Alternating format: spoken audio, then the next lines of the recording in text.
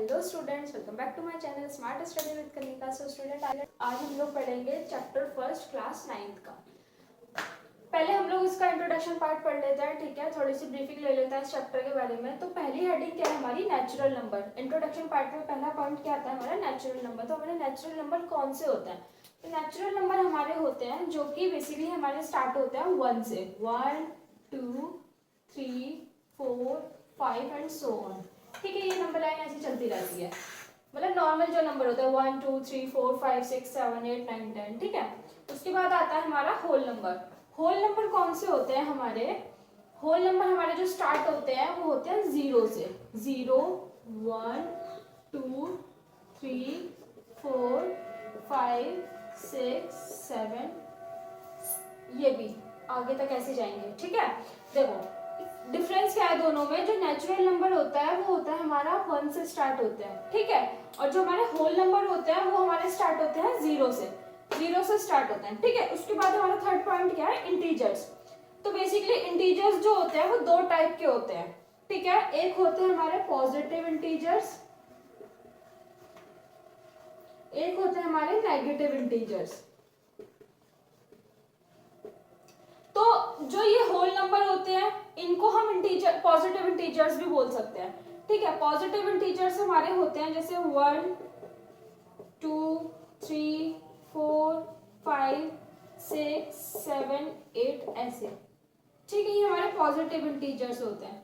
Negative integers हमारे कौन से होते हैं, जैसे -1 -2 -3 -4 -5 -6 -7 -8 एंड सो ऑन, ठीक है। अब हमारा नेक्स्ट आता है रेशनल नंबर, इरेशनल नंबर। वो हम नेक्स्ट पेज पे पढ़ते हैं। तो अब हमारी नेक्स्ट हेडिंग क्या है, रेशनल नंबर और इरेशनल नंबर। रेशनल नंबर कौन से होते हैं हमारे, these number can be express in form of p upon q।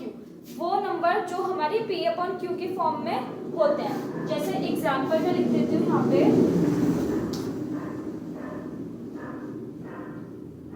2/3 4/5 6/7 8/9, ठीक है। मतलब जो p और q की फॉर्म में होते हैं, ठीक है। अपॉन में जो होते हैं वो हमारे जो होते हैं रेशनल नंबर्स होते हैं, ठीक है। हाँ, अब दूसरा क्या है हमारा, इरेशनल नंबर्स। इरेशनल नंबर्स कौन से होते हैं, these numbers can't be express in form of p upon q। वो नंबर जो हमारे p अपॉन q की फॉर्म में एक्सप्रेस नहीं होते हैं। एग्जाम्पल √2 √3 √4 √5 ऐसे, ये जो होते हैं हमारे इरेशनल नंबर होते हैं,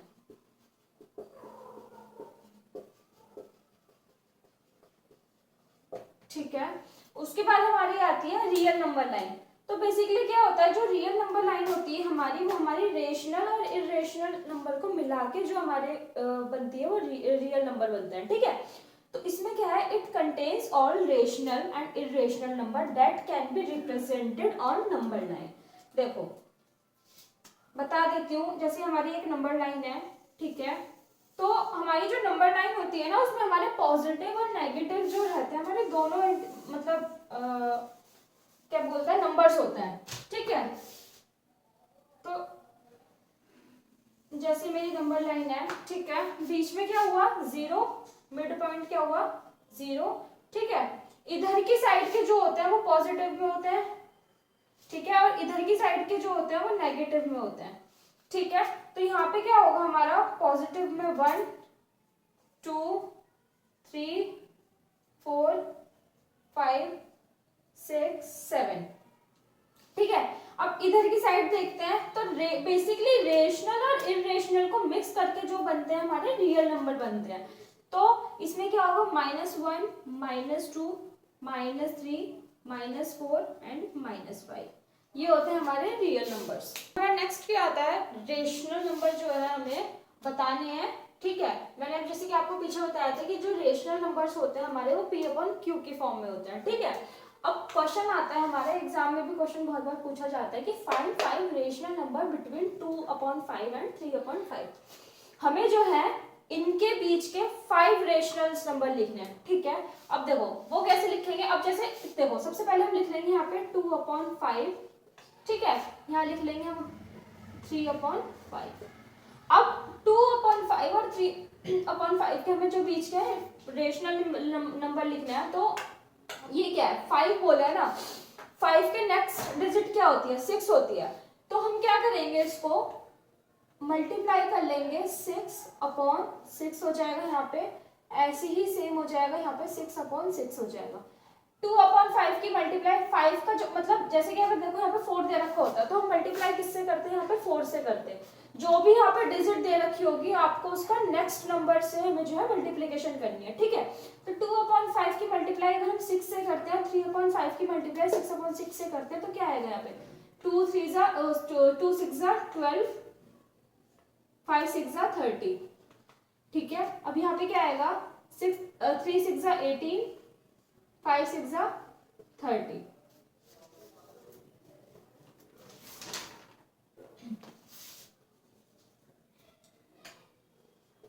ठीक है, तो हमारे दो नंबर क्या निकल के आए थे 20/30, दूसरा आया था हमारा 18/30। इसका सॉल्यूशन अब देखो 12/30 आया था और था दूसरा 18/30, ठीक है। अब इन दोनों के बीच के नंबर लिखने हैं हमें, कितने बताना है 5, तो 12/30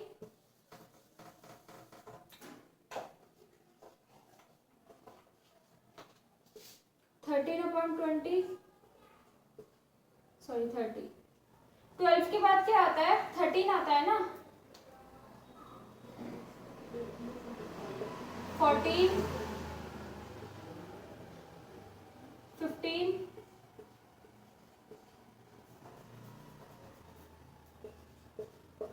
16